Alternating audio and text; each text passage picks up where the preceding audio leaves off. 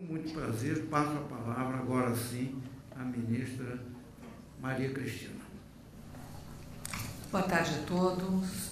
As minhas primeiras palavras são de louvor e agradecimento. Louvor ao ministro Arnaldo Lopes Susequinde, e fico feliz em ver aqui, né, a sua ligação, a nossa ligação terrena com o ministro Susequinde. Fico muito feliz em identificar a presença da doutora Olga, sua esposa, companheira, parceira, né, de vida e de trabalho, e louvar a iniciativa da Academia Nacional de Direito e Trabalho, na pessoa do nosso grande presidente, professor Nelson Manrich, e dos organizadores deste evento, aqui, professora Ione Frediani e desembargador Valdir Florindo, e de todos os presidentes honorários aqui presentes, de todos os acadêmicos que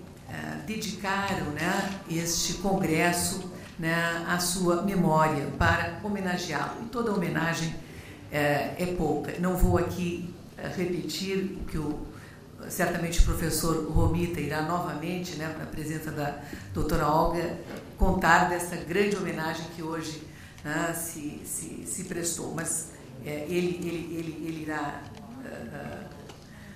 repetir o que já anunciou no início desta sessão, posteriormente a doutora Olga. Toda a homenagem é pequena ao grande homem que foi o ministro Susequinde, e eu devo a ele o meu ingresso na academia e a grande honra de, quando muito jovem ainda tomei posse, ter sido empossada pelas mãos do ministro Susequinde, que foi a Brasília para dar importância ao ato da minha posse. Devo, portanto, a ele toda a carreira que fiz na academia. Parabéns pelo sucesso deste evento e pela iniciativa de homenageá-lo.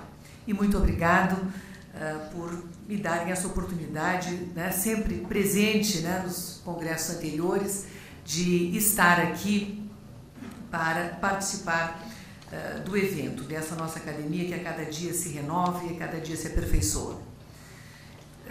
Este tema realmente é palpitante. E como já aqui acentuou o professor Romita, a professora Mauri Mascaro Nascimento, a lei, ela, na verdade, não mudou nada. A jurisprudência, que acabou de ser aperfeiçoada, digamos, não houve uma alteração substancial, ela apenas se ajustou, digamos, a um novo fenômeno que nós presenciamos, mas não houve efetivamente nenhuma alteração.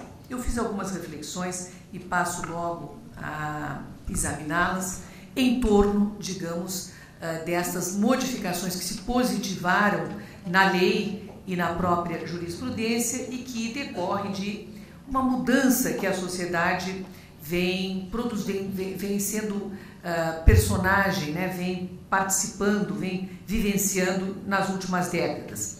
Uma profunda transformação estrutural viabilizada pela tecnologia da informação. Então, a partir da década de 70, a popularização da informática e o desenvolvimento das redes de comunicação entre computadores induziram uma revolução nas telecomunicações, que remodelou e tornou mais complexas a cultura, as formas de integração social e a própria economia global.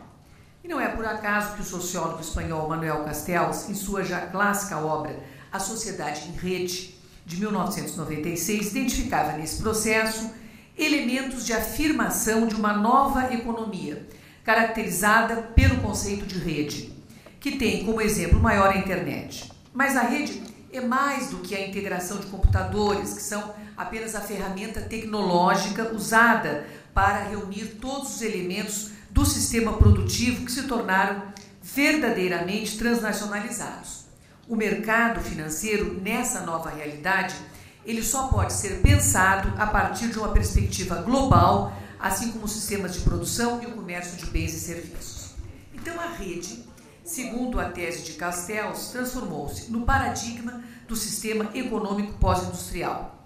As empresas modificaram sua organização interna para adaptar-se, à imprevisibilidade das novas transformações econômicas e tecnológicas.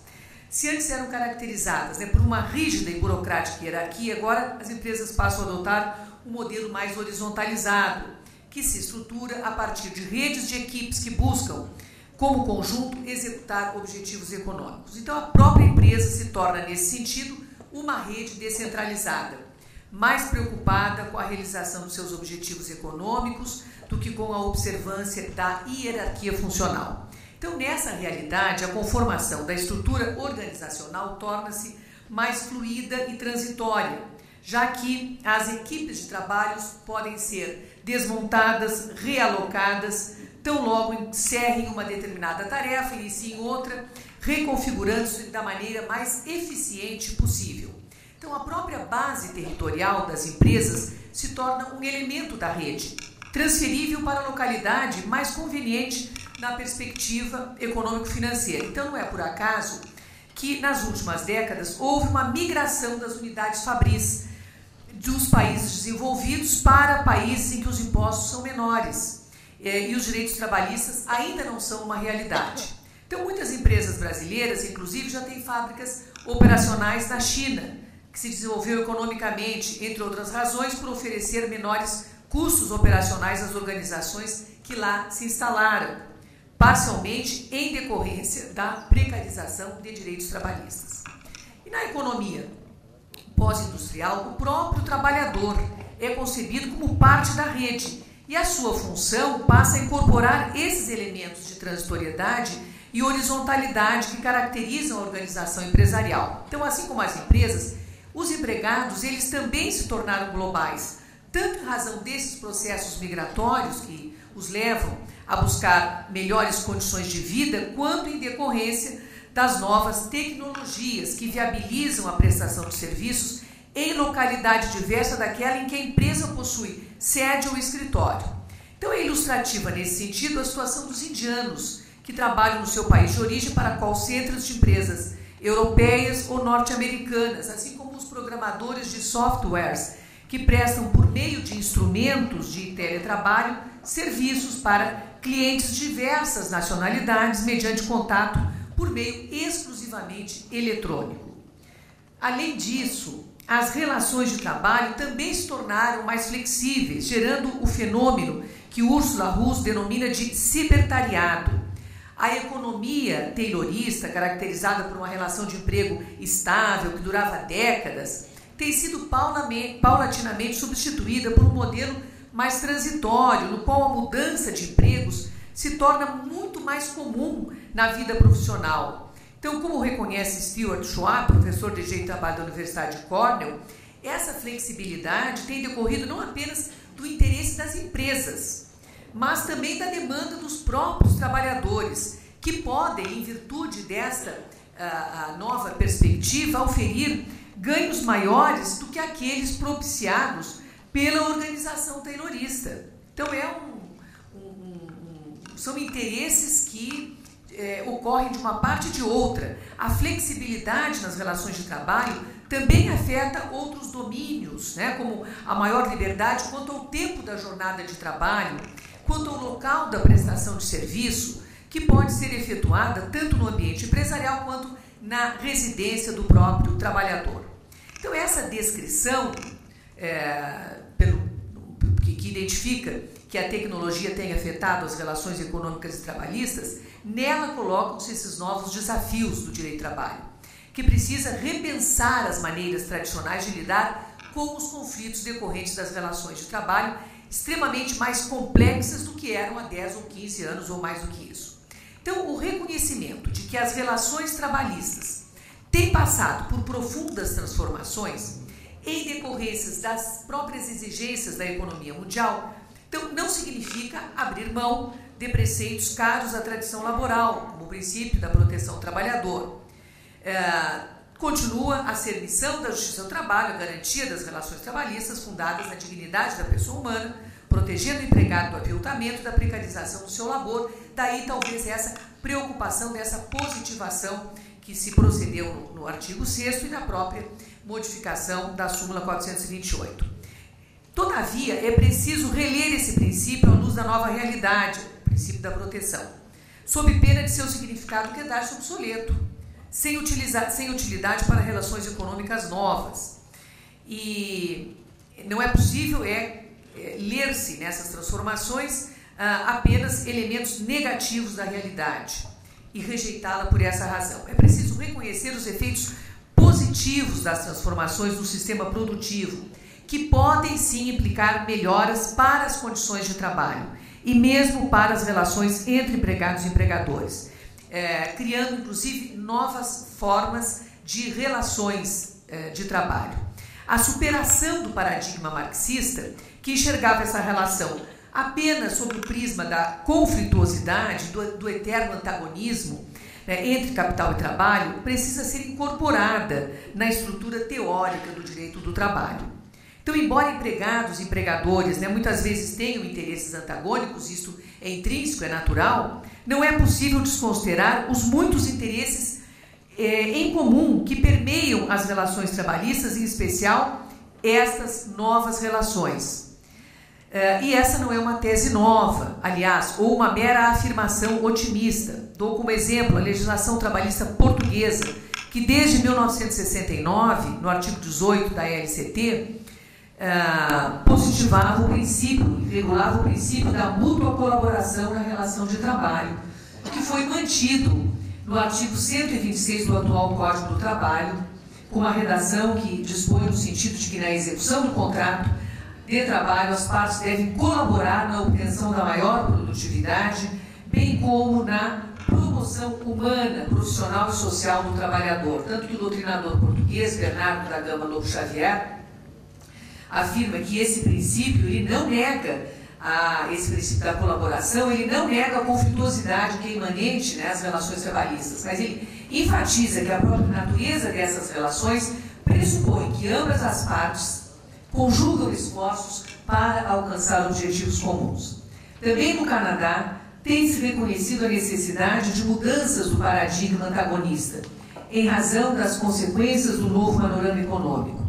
Segundo o professor de Sociologia, Gran Lowe, da Universidade de Alberta, é preciso que as políticas públicas trabalhistas se voltem para a remodelação das relações empregatícias, promovendo maior cooperação e reconhecendo a necessidade de maior liberdade de jornada e também de maior liberdade quanto ao local da prestação de serviços. Ora, os mencionados contornos, portanto, da nova economia aumentam o potencial colaborativo entre o empregado e o empregador.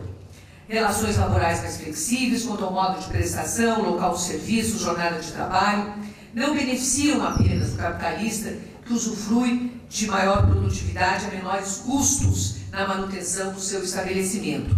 Também os trabalhadores enxergam vantagens nessa nova configuração. Por quê? Porque ele proporciona maior liberdade na execução do contrato de trabalho, possibilitando uma melhor administração do seu tempo, modo de compatibilizar as suas atividades profissionais com o tempo necessário para usufruir da companhia da família, também com o tempo para se qualificar, para aumentar, portanto, a sua empregabilidade e alcançar, assim, melhores postos, ou até mesmo para dedicar-se a novas atividades profissionais com a finalidade de melhorar a sua renda.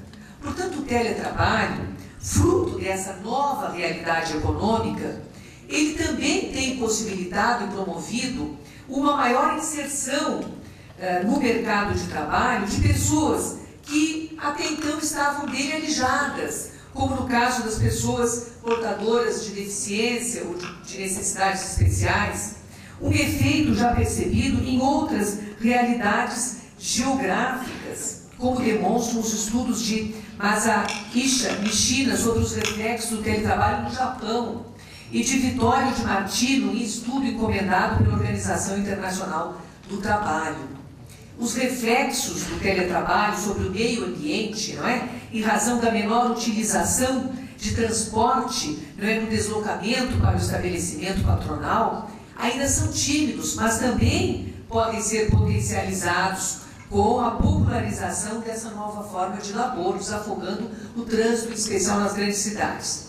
Então é impossível negar que a economia em rede também traz novas possibilidades de aprofundamento das desigualdades econômicas e da precarização do labor. E uma das funções do direito do trabalho neste cenário é justamente a de promover o equilíbrio de forças entre empregados e empregadores, minimizando impactos deletérios e promovendo os elementos positivos dessa nova realidade, de modo a proporcionar tanto o dinamismo econômico quanto a melhoria das condições de trabalho. E o direito do trabalho tem uma importante função regulatória a cumprir, a fim de, como ensina, né, o economista indiano Amartya Sen, o desenvolvimento econômico se torna um elemento propulsor da liberdade. Então, é essa lente, né, a lente paradigmática que, observando o novo contexto sociológico e econômico, levou o legislador, penso eu, a alterar, em boa companhia, a alterar a redação do artigo 6º da CLT. O novo texto, de forma expressa, ele equipara o trabalho realizado à distância ao executado no domicílio do empregado ou no estabelecimento do empregador. E o novo parágrafo único do dispositivo também equiparou os sistemas telemáticos e informatizados de comando, controle e supervisão aos meios pessoais e diretos de aferição da subordinação jurídica.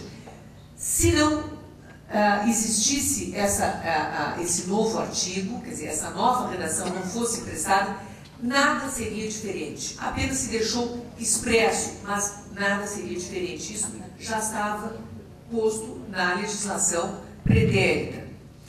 E, em suma, né, a nova redação, solapando qualquer dúvida sobre a condição jurídica do teletrabalhador, estendeu a ele, de forma, né, expressa, a mesma proteção garantida aos demais trabalhadores.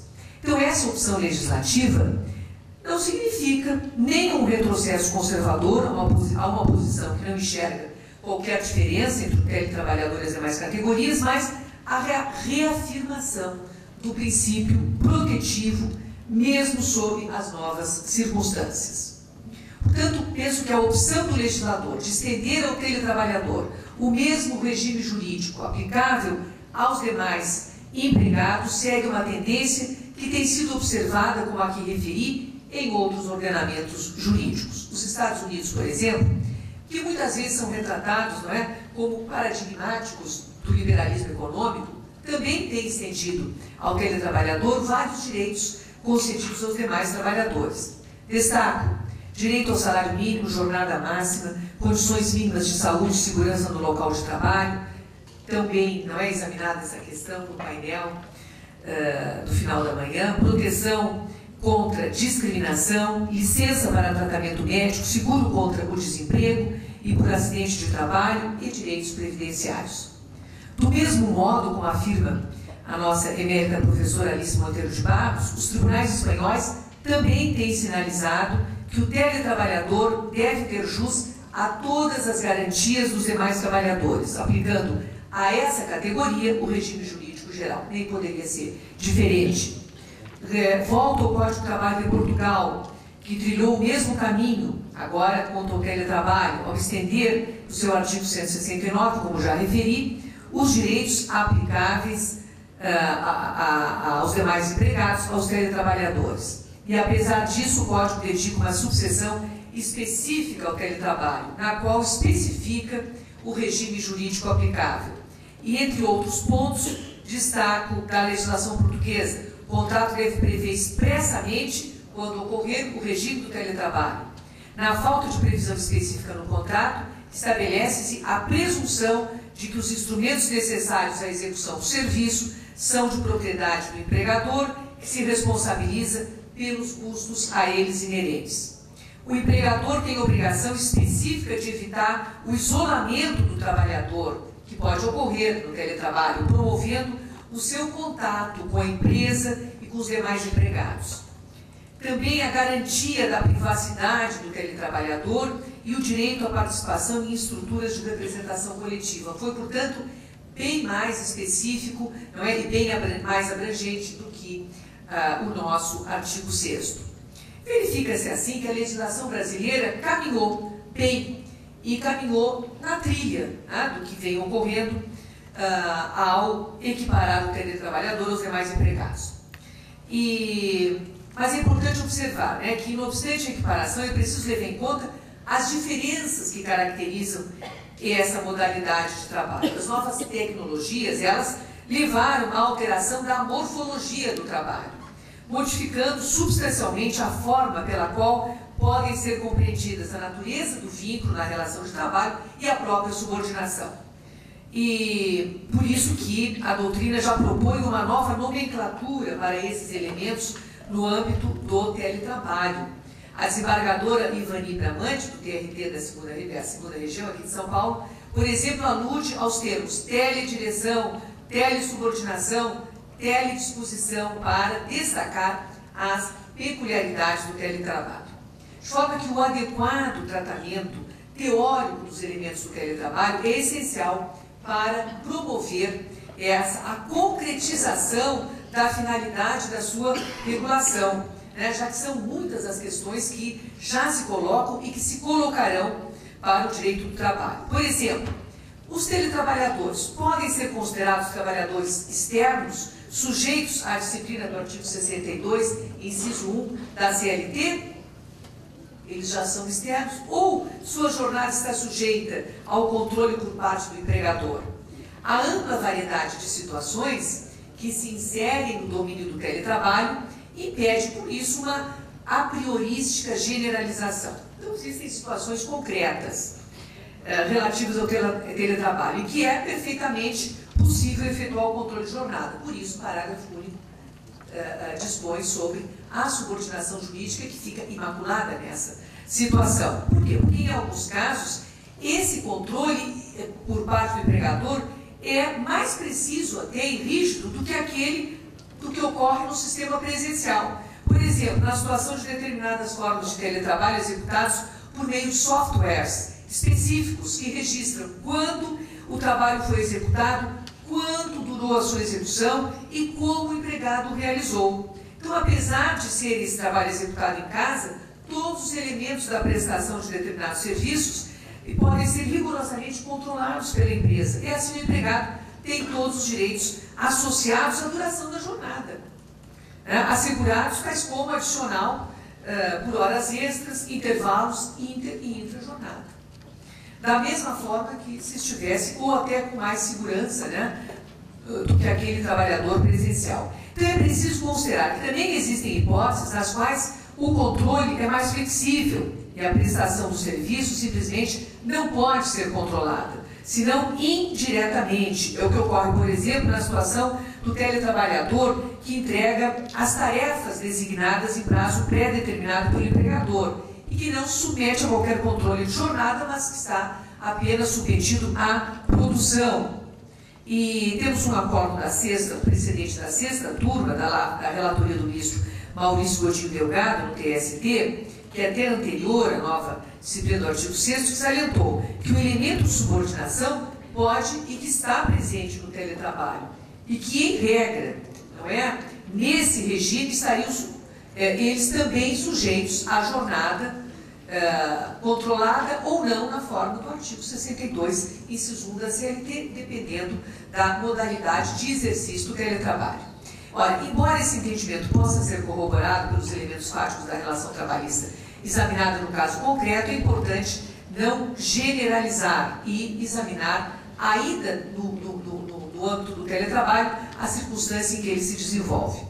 Por isso que a discussão sobre o controle de jornada nesse âmbito de atuação traz outra questão que tem sido fonte de preocupação da doutrina justrabalhista, é o direito à desconexão. As novas tecnologias têm levado a uma disponibilidade intensa do trabalhador, que pode ser acessado quase instantaneamente pelo tomador de serviços por meio do celular, pelo uso de ferramentas de comunicação eletrônica, como Messenger, e-mail. Então, isto também é um elemento importante que compromete ou não a vida privada e que apresenta situações controvertidas, e como também a respeito da própria natureza da subordinação. Como eu tenho 5 minutos, vou pular aqui para ir direto aqui às conclusões. Então é preciso que tanto a jurisprudência como a doutrina se firmem ainda considerada essa multiplicidade de situações enquadradas sob o rótulo de teletrabalho. E alguns elementos que podem identificar a subordinação são anotados como esse controle posterior da atividade, mediante dados registrados no computador, do tempo expendido na prestação de serviço, que significa controle de jornada, e outros que eu aqui não vou referir, porque já examinei aqui no substancial. Portanto, os desafios propostos pelo teletrabalho, pelas novas tecnologias, levam à releitura dos conceitos de sobreaviso e de tempo à disposição. E agora já me inclino aqui, no final, a examinar a nova redação da nossa súmula. E um precedente do TST, da primeira turma, que foi muito divulgado, e que precedeu a semana do TST, onde foi mudada a redação da súmula, examinou, não modificou nada em relação à jurisprudência anterior, apenas examinou uma situação em que o empregado ele estava em efetivo sobreaviso porque estava trabalhando em regime de plantão. Em que pese a imprensa tenha noticiado amplamente que o julgamento mudou a posição do TST, não, apenas se reafirmou uma jurisprudência já que excepcionava e que estabelecia sobreaviso para aquele que estava em regime de plantão. Portanto, a súmula 428 do TST já reconhecia que o mero uso dos aparelhos celulares, por si só, não induzia ao sobreaviso. E foi sempre necessário para estabelecer que o empregado sofresse restrições na sua liberdade de locomoção. E foi isso que agora se explicitou no novo texto da súmula 428. Ela não deve ser compreendida como uma ruptura com a tradição institucional. O inciso 1 do verbete manteve o texto do enunciado e apenas atualizou quanto aos instrumentos de comunicação. E o acréscimo do inciso 2 ao verbete não, repito, significou qualquer ruptura, mas apenas traçou um horizonte normativo de outra situação, na qual se reconhece o direito ao sobreaviso quando o empregado, submetido a controle efetivo patronal por um instrumento telemático ou informatizado, permaneça em regime de plantão ou equivalente e tenha, assim, a sua liberdade de locomoção comprometida. Portanto, apenas se foi expresso a respeito dessa situação, mas em momento algum se negou que a jurisprudência firmada, no sentido de que a mera utilização do celular ou equivalente possa caracterizar-se por sobreaviso, de forma nenhuma. O sobreaviso só se caracteriza quando houver efetivo comprometimento da disponibilidade, né, de ir e vir do trabalhador e quando ele estiver efetivamente submetido a uma escala de plantão. Por isso que o precedente mostra a necessidade de não se precipitar para mudar o entendimento. É necessário avaliar cada caso, e a garantia dos direitos trabalhistas não exige que cedamos, né, ao canto das sereias que pleiteiam por novidades e rupturas na tradição da jurisprudência, né? Como afirma o constitucionalista norte-americano Ronald Dworkin, o direito é como um romance em cadeia, escrito a várias mãos. Cada romancista escreve um capítulo próprio, mas não pode deixar de considerar que a sua contribuição deve ser coerente com os capítulos anteriores. Mesmo que haja rupturas nos novos capítulos escritos, é preciso manter o texto coeso e íntegro. Então é com este olhar que o impacto das novas tecnologias que viabilizam o teletrabalho devem ser incorporados pelo direito do trabalho. A nova economia impõe demandas importantes que, embora exijam dos novos capítulos o rompimento com premissas anteriormente questionáveis em algumas circunstâncias, não podem ser superados sem considerar os princípios que sempre orientaram a história da justiça do trabalho, que demandam sempre pela inclusão dos trabalhadores. Muito obrigada.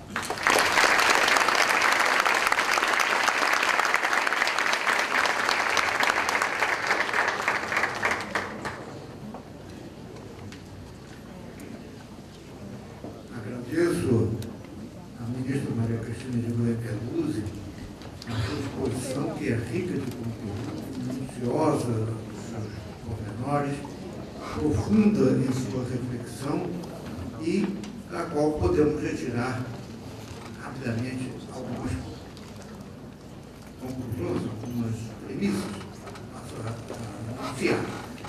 Em primeiro lugar, levando em conta que o direito é um fenômeno de superestrutura. Tudo está a demonstrar que o direito evolve à medida que muda a base social sobre a qual ele incide. Não é possível, nos dias de hoje, pensarmos com a mesma cabeça das pessoas que elaboraram os fundamentos iniciais do direito do trabalho. O direito do trabalho muda à medida que surgem novos métodos de organização do trabalho. O direito do trabalho clássico se baseava nas formas de organização terrorista e fordista, que hoje já não mais correspondem a uma realidade. Hoje estamos diante do emprego de novas tecnologias e a exposição da ministra Maria Cristina mostrou isso com muita acuidade, mostrando que existe uma transformação decorrente do aprimoramento dos meios de produção e, em consequência, também a transformação do conceito de subordinação. O conceito de subordinação clássico, aquele conceito que consistia na imposição do poder de comando, dever do empregado de se submeter às ordens emanadas do empregador, cede diante de novas modalidades, com a telesubordinação, que foi muito bem lembrada pela ministra Maria Cristina. Isso também me faz lembrar uma exposição de um dos painéis de hoje de manhã aqui no Congresso, em que se aludiu à flexi-segurança. O impacto das novas tecnologias determina em muitos ordenamentos, e possivelmente no Brasil isso vai acontecer dentro de pouco tempo, em que a segurança do trabalhador não se faz diretamente em virtude dele manter um emprego, e sim no mercado de trabalho. Isso é um modelo chamado modelo dinamarquês. É claro que a realidade da Dinamarca é outra, completamente diferente dos países da América Latina, nos quais se inclui o Brasil, mas que essas características são comuns e acabam contaminando umas às outras, nem que seja pela necessidade de convencer os profissionais do direito de uma mudança de mentalidade. A exposição da ministra Maria Cristina é rica de conteúdo e provoca essas reflexões.